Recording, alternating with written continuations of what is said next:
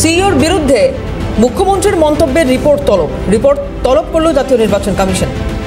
চেয়ে পাঠানো হয়েছে বক্তব্যের ভিডিও ফুটেজ। সিইও দপ্তর থেকে আজ পাঠানো হতে পারে ফুটেজ।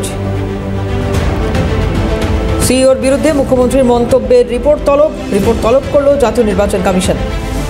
খালিদ জামাল আমাদের প্রতিনিধি রয়েছেন টেলিফোনে। খালিদ, কি জানা যাচ্ছে?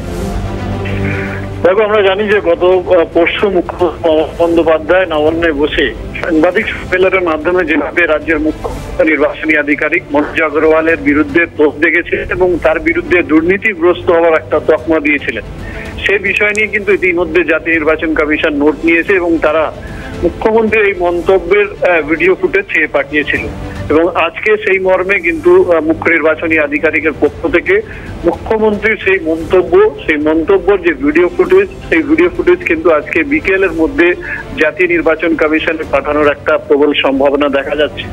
নির্বাচন কমিশন সূত্রে যে খবরটা পাওয়া যাচ্ছে যে ইতিমধ্যে শুধুমাত্র মুখ্যমন্ত্রীর ভিডিও ফুটেজ নয়, আমরা জানি যে মুখ্যমন্ত্রীর পাশে মুখ্য সচিবও বসেছিলেন, সেক্ষেত্রে মুখ্য সচিবের যে বিষয় সেই বিষয়টাও কিন্তু যে রিপোর্ট চেয়ে কিন্তু পাঠিয়েছে জাতীয় নির্বাচন কমিশন এবং এই সমস্ত বিষয় খুঁটিয়ে দেখার পরে তারা পরবর্তী সিদ্ধান্ত নেবে বলে নির্বাচন কমিশন সূত্রে খবর পাওয়া যাচ্ছে।